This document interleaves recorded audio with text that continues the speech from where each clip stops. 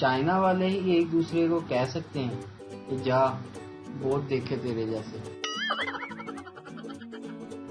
گھر کا بڑا بچہ ہونا اتنا بھی آسان نہیں جناب، چھوٹا کوئی غلط حرکت کرے تو بھی یہی سننے کو ملتا ہے کہ بڑوں کی دیکھا دیکھی خراب ہوا ہے یہ۔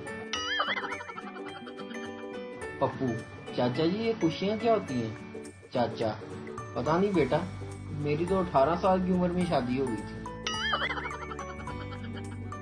نظر تو صرف لڑکیوں کو لگتی ہے، ہم لڑکوں کے پیچھے تو ہمیشہ کتے ہی لگتے ہیں، اور پھر وہ راتوں کو۔ پاپا میں نے خواب میں دیکھا ہے کہ میرا ایک پیر زمین پر اور دوسرا آسمان پر ہے۔ باپ: بیٹا اس طرح کے خواب مت دیکھا کر، کسی دن اپنی شلوار پھاڑ لے گا۔ تول کر گفتگو کرنے کا سب سے بڑا نقصان، جتنی دیر آپ تولنے میں لگاتے ہو سامنے والا 10 سنا کر چلا جاتا ہے۔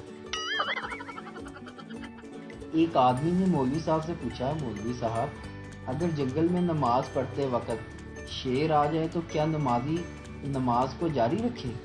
قربان جاؤں مولوی صاحب نے جواب دیا، بولے اگر وضو باقی رہے تو جاری رکھنا بیٹا۔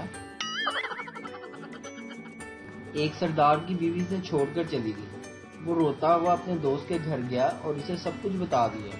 دوست بولا تمہیں اپنی بیوی کو عزت اور محبت سے رکھنا چاہیے تھا۔ سردار نے صفائی پیش کرتے ہوئے کہا میں تو ہمیشہ اسے اپنی بہن کا درجہ دیتا تھا۔